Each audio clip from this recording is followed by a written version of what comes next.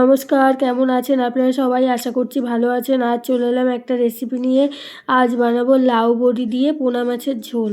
তার জন্য শুকনো খোলায় জিরে আর ধনেটাকে ভেজে নিচ্ছি, ভেজে তুলে নেবো। আর ওখানে মাছ কেটে রেখেছি, মাছটাকে ভাজবো।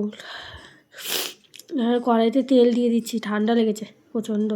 বড়িটাকে ভেজে নেব, ভেজে তুলে রাখবো আগে। তারপরে মাছটাকে লবণ আর হলুদ দিয়ে মেখে ভালো করে ভেজে নেব।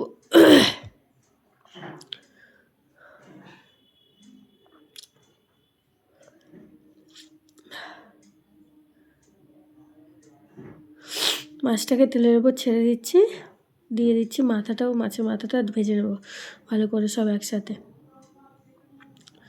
যে যেমন হালকা ভাজা বা কড়া ভাজা যে যেমন খেতে চান সেরকম করে ভেজে নিতে পারেন। আর লাউ বড়ি দিয়ে শীত পড়ছে, এখন কিন্তু মাছের ঝোল খুব ভালো লাগবে খেতে। তার সাথে একটু ধনেপাতা দিলে আরও টেস্টি হয়ে উঠবে।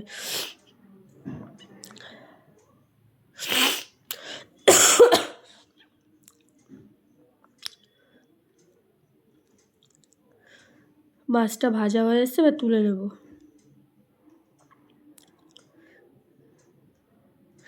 ওই তেলের ওপরে আরেকটু তেল দিয়ে দেবো গোটা জিরে ফোড়ন দিয়ে দেবো ডুমো করে কেটে রাখা আলুটাকে একটু লাল লাল করে ভেজে নেব।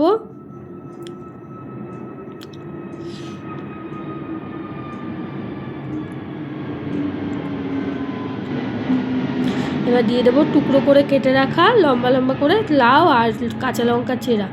এতে কিন্তু এক্সট্রা এমনি কোনো মশলা পড়বে না, শুধু কাঁচা লঙ্কা চেরা আর ওই ভাজা গুঁড়ো মশলাটা দেবো।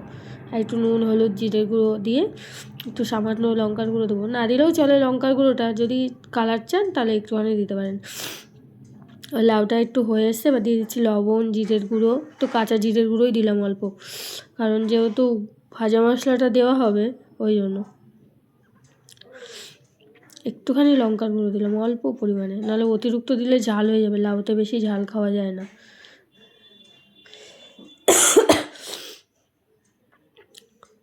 এবার দিয়ে দেবো পরিমাণ মতো জল দিয়ে ফুটতে দেবো। গামাখা ঝোল রাখা হবে।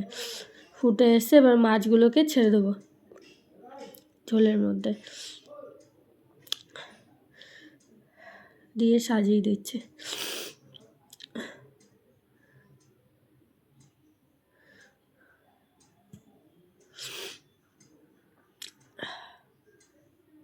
আর দিয়ে দিচ্ছি ওপর থেকে বড়িগুলো গোটায় দিয়ে দিচ্ছি, দিয়ে ঢাকা দিয়ে দেবো যতক্ষণ না ঝোলটা কমছে আর লাউ আর আলুটা সেদ্ধ হচ্ছে। মিডিয়াম আছে, এটাকে ঢাকা দিয়ে করে নেব। দেখুন বাইরে পড়ে গেল, সেদ্ধ হয়ে এসছে। এবার এই ভাজা মশলা গুঁড়োটা দিয়ে নামিয়ে নেব। আর একটু লবণ লাগবে, এই লবণটুকুনি পরে আবার স্বাদ অনুসারে দেওয়া হয়েছে। কম হলে দিয়ে খাওয়া যায়, বেশি হলে পরে সেটা অ্যাটাচ করাটা খুবই অসুবিধা হয়ে পড়ে। এই যে ভাজা মশলা গুঁড়োটা ছড়িয়ে দিচ্ছি। কেমন হলো আপনারা জানাবেন, লাইক কমেন্ট শেয়ার। ইউটিউব থেকে দেখলে চ্যানেলটাকে সাবস্ক্রাইব করে আবার পাশে থাকবেন। আবার দেখা হবে একটা নতুন ভিডিওর সাথে। ততক্ষণ আপনারা সুস্থ থাকবেন, ভালো থাকবেন। হয়ে এসছে আমার লাউ বড়ির তরকারি, কেমন হলো আপনারা জানাবেন।